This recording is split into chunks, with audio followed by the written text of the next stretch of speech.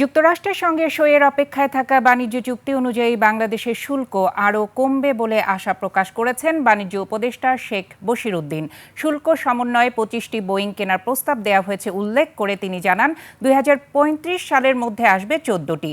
দায়িত্ব ছাড়ার আগে নিজের সম্পদ বিবরণী জমা দেবেন বলেও জানিয়েছেন উপদেষ্টা শেখ বশিরউদ্দিন।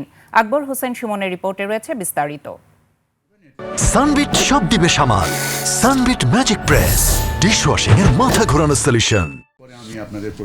সচিবালয় সমসাময়িক ইস্যুতে সাংবাদিকদের সঙ্গে কথা বলেন বেসামরিক বিমান পরিবহন ও পর্যটন উপদেষ্টা শেখ বশিরউদ্দিন। সংশ্লিষ্ট খাত নিয়ে বিতর্ক ও তার অবস্থান নিয়ে এ সময় নানান প্রশ্নের মুখোমুখি হন উপদেষ্টা। 25টা বোয়িং প্লেন আমরা যখন ক্রয়ের একটা প্রস্তাবনা দেই, এই প্রস্তাবনা 2024 সাল থেকে চলমান একটা প্রক্রিয়া। সেটার মূল্যমান হয়তোবা 30 থেকে 35 হাজার কোটি টাকা হবে।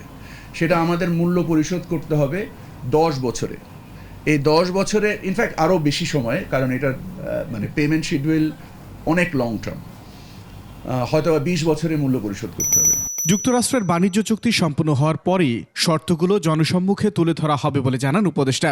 একটা নন ডিসক্লোজার থাকে যে ভাই এই কথাটা আপনি আর কাউকে বলবেন না, যতক্ষণ পর্যন্ত আমাদের মধ্যে চুক্তি সম্পাদিত না হয়।